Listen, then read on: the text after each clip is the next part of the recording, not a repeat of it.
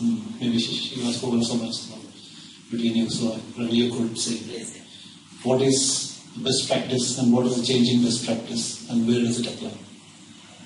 So, what is the best practice or what is the changing best practice? Changing best practice. Changing. It's evolving. No, we talked about that, right? It evolves. So which one, can you give some examples about that and how it's helping the industry to move forward? So probably I'll pick up something related to retail where I'll pick up something related to retail. So where I work right now. So retail industry, if you look at probably 15 years in UK or whatever, the main that in the when I say industry best practice to offer something which is price sensitive and also which is of the good quality. So that is the industry best practice at that time.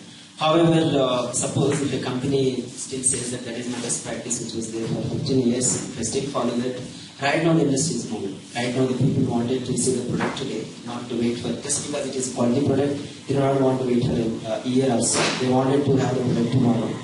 And then on top of that, they wanted to reduce the delivery time instead of taking 10 days. If I order today, I do want to see the product tomorrow. So that is a new change in the best practice or whatever.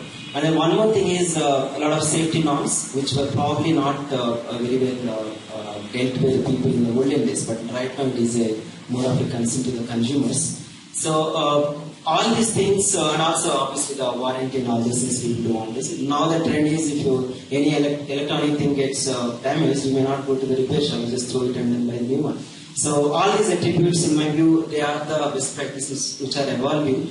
And an organization has to look at what the really customers want, how the other retailers are doing.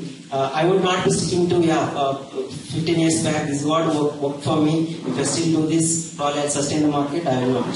So unless I change myself to the evolving best practices, the market share is gone. And then Tesco we did that, should be. And there are plenty of examples with our product innovations. So that's my answer. And one more point I want to make, in my view, again, best practices. I was doing some research on what brings happiness to the people. So one thought process is, suppose if you are doing something which is done by all the people, if you fail it, still you will be happy. The reason being, you adapted something which was done by all the people. By luck or fate or whatever, the person had failed. But I don't know anybody to blame. But suppose if I do something great thing, which is out of bound, and then try to do something, if I fail, probably the pain that I'm going to take is more, because I would think that nobody else did. I unnecessarily put my hands, lost a lot of money and whatever. But I think the previous one brings the happiness, but not the later one. So, which I want to conclude. I think, Paul, you were speaking about, I would term it window dressing, So when you have to go for a certification, then you take up a checklist and, make some, what do you call, hodgepodge to ensure that, what the auditor can see and will go on certified. So while that helps in a way, because, you go to the client and say, I'm having these certifications, gives some credibility. But in the long run, that how is it going to impact, and so how do you, the question to you now is like, how do you rightly use the best practice and also support the industry in improving the best practice? How do you rightly use the best practice and support the industry best practice? Yeah, again, as I said, we have to personalize it, best practice. If we personalize it according to our company strategy, our company customers, our company employees, our company processes, that's how we adopt the best practice. And we evolve by being proactive. Take this example of tsunami in Japan, where the nuclear reactor had issues. We have seen the news channel, immediately China and India said we need to assess the status of our nuclear reactors and learn from what happened there. We know Japan has a state of the art. It has already used the best practice to build up that nuclear reactor. But even though they have used the best practice to build up that nuclear reactor, there was an issue with the coolant. So, being proactive here is we're trying to address that best practice which was not there till today. So, I would agree, earlier I was contradicting on best practice and good practice. I would agree it is a best practice by far. If you say it is the best practice as on today, I would agree. I will not agree it is a good practice forever. Best practice forever. So a good practice which is best as on today is a best practice, and then tomorrow you might get something new. For example, Titanic won 11 Oscar awards. Before that was Ben-Hur.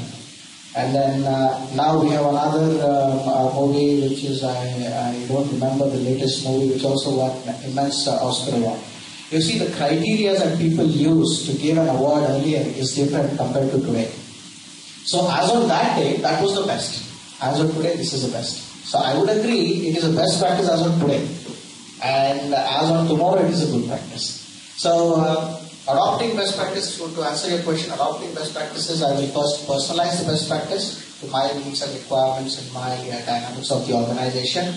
And taking it ahead, I would like to be proactive, thinking beyond best practice. Thanks. I just wanted to add one more point. For me, best practice as far as it is giving a best experience to my stakeholder, the customer, I will still do it. But any best practice, if it is impacting my customer experience, probably I want to think. As an example, suppose let's say there is a priority 3 issue, industry best practice says that okay, go on and solve in 8 hours or 16 hours, whatever. So, but however, my customer, though it is a priority 3, I do want to have this report ready by tomorrow because my CEO is waiting in my store. Can you please help? Probably I would break it. I break that and I will do the best experience to the customer, though it is priority 3, but I will still go on and do it. So that's where I will do it. Yeah, one question on, you said about that 14 hours, 18 hours, that's not a best practice. That is individually companies' targets. Though they don't really qualify as best practice. Because it is every organization has to decide what timeline they are going to keep based on the industry they are following. Yeah, sorry for this. So what I want to say is the best practice for the individual to meet their SLAs and everyone. That's you increase the urgency or you increase because the urgency was high, you in fact change the priority without changing it from P3 to P2 or P1 and still followed it. That's what I'm trying to say. The same pattern. So you change the priority. So if you change the priority, you are still following the practice. Yeah. You didn't break the practice. Yeah. So what I'm saying is, without even changing the priority, I don't want to serve that customer because you created an exception. Yeah, that's what I'm trying so to say. So exception is part of the game. I mean, we are not. I mean, that is anyway a normal work. We have to create exception. Having exception models and exception escalation metrics also in place. Is it not a best practice also? It is the best practice. It is absolutely it is. That's what I'm saying. So a person should not blindly follow saying that okay, this is what my SLA says, so I just want to follow this. That's not the right thing. But for every act there is an exception. So we just need to see what is the right thing. So I mean, if you would have traveled to Bangalore, right? Usually in Bangalore ambulances they do go in the opposite direction. I would not say that is the best practice, but that is the what best they can do with the Bangalore traffic. So there is no other go where the ambulance can travel. So that's an exception, but it is acceptable because it's a. No, that's the best practice. Okay, good. So personal opinions. Okay. So what we will do is that now forget about your role, whether you are for or against. We would like to have just 2-3 minutes of your opinion about this topic, your personal opinion. Personal view about this topic. Yeah, my personal view about this topic is that best practices are nice to have, and I, to some extent, say must have.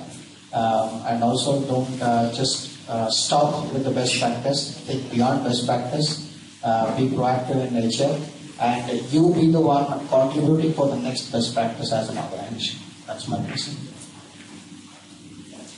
So my view is as I go with the 3 phases of organization, right? Initiation and startup, standardization and innovate, growth organization. The first few 2 stages, surely there should be best practices because there is an industry which already invented a lot of processes. You do not want to reinvent them, you do not want to invest a lot of time there. But I think when we are setting up something, we do look at what is really going to work in the world or for another few years. So once that is done, there should be a place where we need to look at how do we break away from the best practices, and then as an organization, how do we create the best practices? That is what which is important.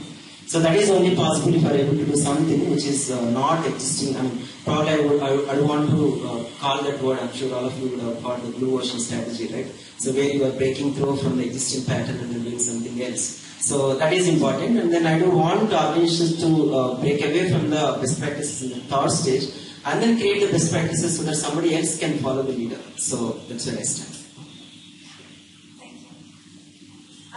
First of all, I'd like to say thanks for holding this whole competition.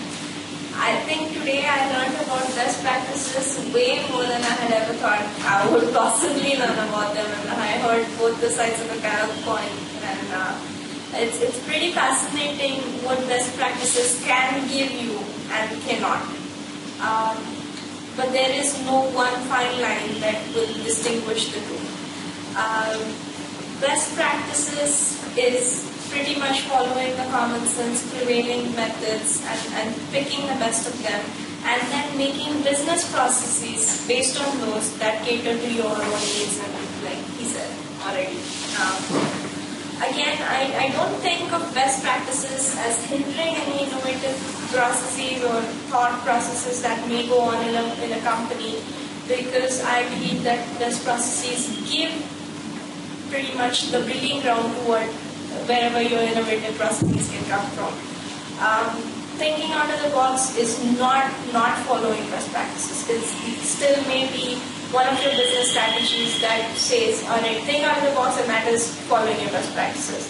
So that and still best practices lay out the entire foundation of your maybe a huge framework that you're going to go ahead and build up and do all the possible groundwork before you set into an unknown territory, and help you on all stages of the project and whatever process you're in.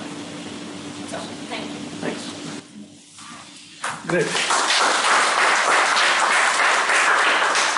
So I want to thank all the organizers for this great event. Thanks. Thank you. So, Piyush, announce the results to board, right? Thank you.